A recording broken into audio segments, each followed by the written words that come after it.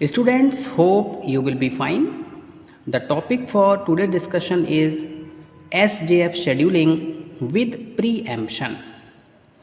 Students, SJF scheduling में जब हम प्रीएम्पशन को ऐड करेंगे तो वो हमारा shortest remaining time first scheduling algorithm कहलाता है। यहाँ पर प्रीएम्पशन को ऐड किया जाता है, मीन्स अगर कोई हायर प्रायोरिटी की जॉब पहले आती है तो उसको हम पहले एग्जीक्यूट करेंगे, उसका बर्स्ट टाइम अगर कम है तो उसको हम पहले एग्जीक्यूट करेंगे in comparison to other processes. Students, यहाँ पर शॉर्टेस्ट जॉब फर्स्ट में थोड़ा सा मॉडिफिकेशन किया गया और यहाँ पे प्रीएम्पशन ऐड कर दिया गया और इस एल्गोरिथम को shortest remaining job time first algo कहा गया। स्टूडेंट्स, जो हमारी SRTF एल्गो है, in this the execution of a process can be stopped after certain amount of time। कुछ समय के बाद में यहाँ पर प्रोसेस का एग्जीक्यूशन स्टॉप हो जाता है।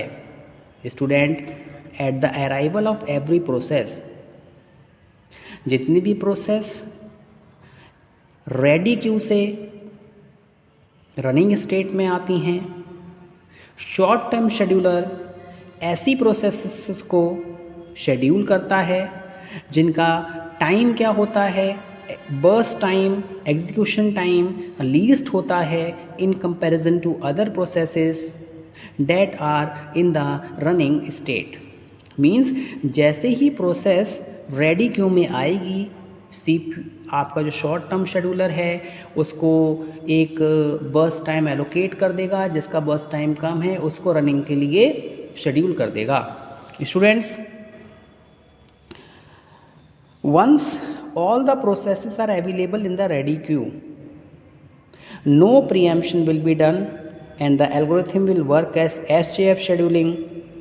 देखिए, सारी की सारी प्रोसेसेस जैसे ही रेडी क्यू में आ जाती हैं, अब यहाँ पे प्रीएम्पशन नहीं होता है क्योंकि ऑलरेडी जो आपका शेड्यूलर है, शॉर्ट टर्म शेड्यूलर है, उसने सारी की सारी प्रोसेस को शेड्यूल कर दिया है। और नॉर्मली हम यहाँ पे शॉर्टेस्ट जॉब फर्स्ट एल्गोरिथम का यूज़ करते हैं। यहाँ पर एक बात हमें ध्यान में रखनी है, जैसा कि मैंने आपको पहले बताया था कि अगर कंटेक्स्ट स्विच हो रहा है तो किसी भी प्रोसेस के रिगार्डिंग जो भी इंफॉर्मेशन होती है वो आपकी PCB में स्टोर की जाती है और वहाँ से जैसे ही एग्जीक्यूशन फिनिश होता है उस प्रोसेस को वहाँ से रिमूव कर दिया जाता है और नेक्स्ट प्रोसेस को शेड्यूल कर दिया जाता है।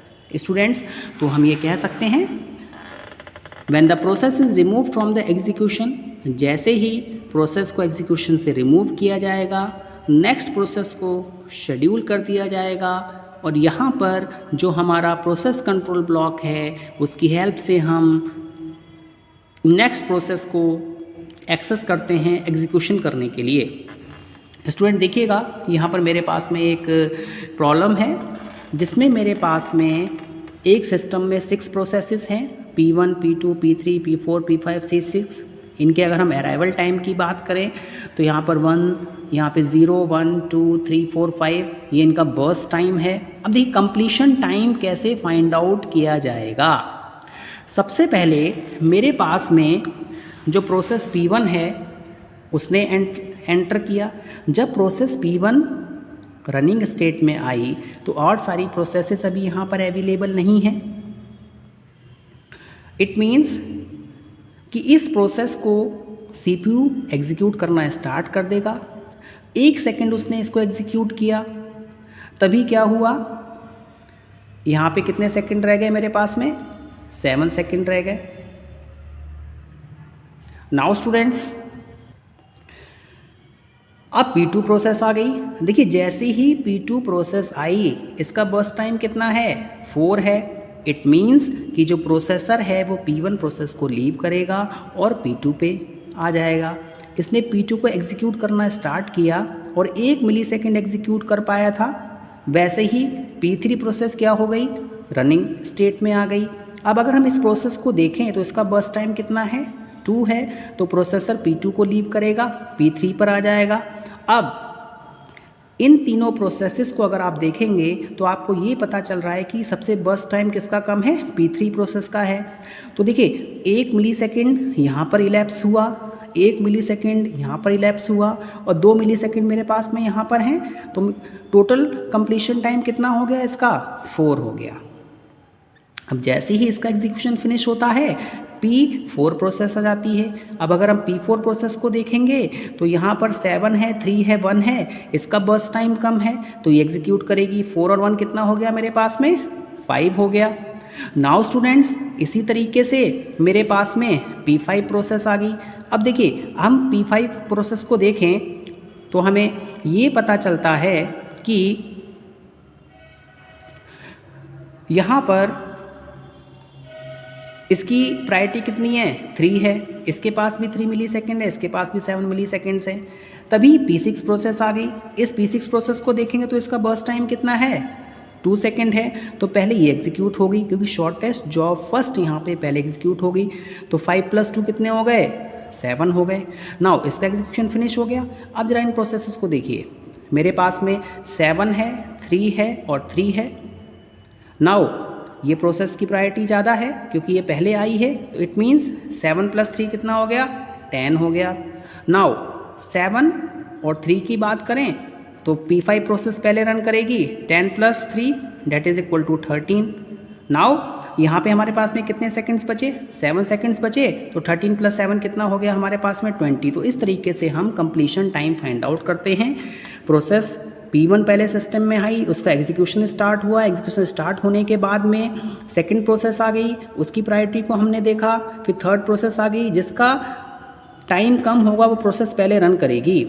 नाउ स्टूडेंट्स अब हमारे पास में टर्न अराउंड टाइम निकालना है। टर्न अराउंड टाइम निकालने के लिए मैंने आपको बताया है कंप्लीशन टाइम में से अराइवल टाइम को माइनस कर देते हैं। 20 में से 0 माइनस किया 20 आया, 10 में से 1 माइनस किया 9 आया, 4 में से 2 माइनस किया 2 आया, 5 में से 3 माइनस किया 2 आया, 13 में से 4 माइनस किया 9 आया, 7 में से 5 माइनस किया 2 आया। नाउ वेटिंग टाइम निकालना है। वेटिंग टाइम निकालने के लिए मैंने आपको बताया था टर्न अराउंड टाइम में से बर्स्ट टाइम को माइनस कर देंगे। 20 - 8 12, 9 - 4 5, 2 - 2 0, 2 - 1 1, 9 - 3 6, 2 - 2 0। अब देखो जो भी हमारा वेटिंग टाइम आया यहाँ पे हम average weight time find out कर लेंगे। 12 + 5 + 1 + 6 अपॉन टोटल जितनी प्रोसेसेस हैं। तो अगर हम इसको देखें तो हमें ये पता चलता है कि तो मेरे पास में यहाँ पर कितना टाइम आ गया, 24 upon 6 that is equal to milliseconds, that is 4 milliseconds. ना और देखिए यहाँ पे मुझे रिस्पॉन्स टाइम निकालना है। देखिए रिस्पॉन्स टाइम निकालने के आपको ये रिस्पॉन्स टाइम बेसिकली क्या होता है, जब CPU एग्जीक्यूशन स्टार्ट करता है। देखिए मैंने आपको बताया था कि सबसे पहले P1 प्रोसेस आई, तो P1 प्रोसेस को कंप्लीट होने में कितना टाइम लगा, that is known as your response आप कह सकते हैं। तो यहाँ पे कितना आया, 0 आया, मैंने यहाँ पे 0 मेंशन कर दिया। देखिए P2 की बात करें तो P2 प्रोसेस 1 मिली सेकेंड पे आ रही है, ये इसका रिस्पॉन्स टाइम हो गया। P3 प्रोसेस की बात करें, P3 2 मिली सेकेंड पे आ रही है, ये इसका रिस्पॉन्स टाइम हो गया। नाउ अब देखिए P3 के बाद में P4 आ गई मेरे पास में, ठीक है। तो P4 का रिस्पॉन्स टाइम कितना हो गया, 4 मिली सेकेंड हो गया, वो आपने मेंशन कर दिया। इसके बाद देखिए मेरे पास में कौन सी प्रोसेस रन करने के लिए आ रही है, आप देखिए रनिंग स्टेज देखनी है, पहले ये प्रोसेस रन हुई, फिर ये रन हुई, फिर ये रन हुई, इसके बाद कौन सी प्रोसेस रन हो रही थी, P4 के बाद में सीधे हमने कहाँ पर आ गए थे, P6 पे आ गए थे। तो P6 को कितना टाइम लगेगा, 5 मिली सेकेंड्स लगे। इसके बाद में दोबारा कंट्रोल आपका P2 प्रोसेस के पास में गया, P2 एग्जीक्यूट हुआ 3 सेकेंड, यहाँ पे 10 हो गया। इसके बाद P5 एग्जीक्यूट हुआ, उसके बाद दोबारा P1 एग्जीक्यूट हुआ। नाउ स्टूडेंट्स P5 10 मिली सेकेंड्स, तो इन सबको आप ऐड कर देंगे तो आपका ये एवरेज रिस्पॉन्स टाइम आ जाएगा। तो रिस्पॉन्स टाइम जब CPU किसी प्रोसेस का एग्जीक्यूशन स्टार्ट करता है। नाउ स्टूडेंट्स अब हम एक न्यूमेरिकल और देखते हैं। यहाँ पर हम shortest job first with preemption use करेंगे। सबसे पहले यहाँ पर मुझे अराइवल टाइम दिया हुआ है और बर्स्ट टाइम दिया हुआ है प्रोसेस का। मुझे एवरेज वेट टाइम क्या करना है, कैलकुलेट करना है। तो देखिए P1 प्रोसेस जैसे ही रनिंग स्टेट में आई, CPU ने उसे एग्जीक्यूट करना स्टार्ट कर दिया। CPU उस प्रोसेस को 1 मिलीसेकंड एग्जीक्यूट कर पाया था, तभी P2 प्रोसेस रनिंग स्टेट में आ गई। तो अब देखिए यहाँ पर मुझे शॉर्टेस्ट जॉब फर्स्ट का यूज़ करना है विथ प्रीएम्पशन। तो इट मीन्स जिस प्रोसेस का बर्स्ट टाइम कम होगा उसको पहले एग्जीक्यूट किया जाएगा। इस प्रोसेस का P2 प्रोसेस का बर्स्ट टाइम कितना है, 4 है, तो इसका एग्जीक्यूशन पहले होगा। 1 मिलीसेकंड यहाँ पर इलैप्स हुआ, 4 और 1 5, इसका कंप्लीशन टाइम कितना हो गया, 5 हो गया P2 प्रोसेस का। Now P3 process running state में आ गई। तो अगर इन दोनों प्रोसेस को हम कंपेयर करें तो यहाँ पर आपको देख के ये पता चलेगा कि P1 प्रोसेस का बर्स्ट टाइम कितना है, कम है, क्योंकि 1 मिलीसेकंड यहाँ पे पहले से इसका एग्जीक्यूशन हो चुका है। नाउ 8 मिलीसेकंड्स, 8 और 5 हम इसमें ऐड कर देंगे, इसका कंप्लीशन टाइम कितना हो गया, 13 हो गया। नाउ अब P3 प्रोसेस का एग्जीक्यूशन होगा 13 + 9 that is equal to 22 milliseconds. ये हमारा कंप्लीशन टाइम आ गया। Now students turn around time हम फाइंड आउट करेंगे। Turn around time find out करने के लिए कंप्लीशन टाइम में से अराइवल टाइम को आप माइनस कर देंगे। 13 - 0 13, 5 - 1 that is equal to 4, 22 - 2 that is equal to 20। Now waiting time निकालने के लिए टर्न अराउंड टाइम में से बर्स्ट टाइम को हम माइनस कर देते हैं।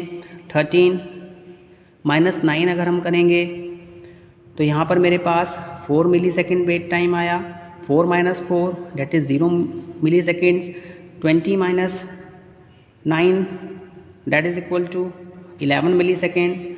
तो अगर हम एवरेज वेट टाइम अगर हम यहाँ पे फाइंड आउट करें तो 4 + 0 + 11 upon 3 that is equal to 15 upon 3 that is equal to 5 milliseconds. तो आप देखेंगे कि जो हमारा शॉर्टेस्ट जॉब फर्स्ट होता है वहाँ पर हमारे पास में एवरेज वेट टाइम कम आता है, टर्न अराउंड टाइम कम आता है in comparison to FCFS। Hope you have understood this lecture. Thank you very much.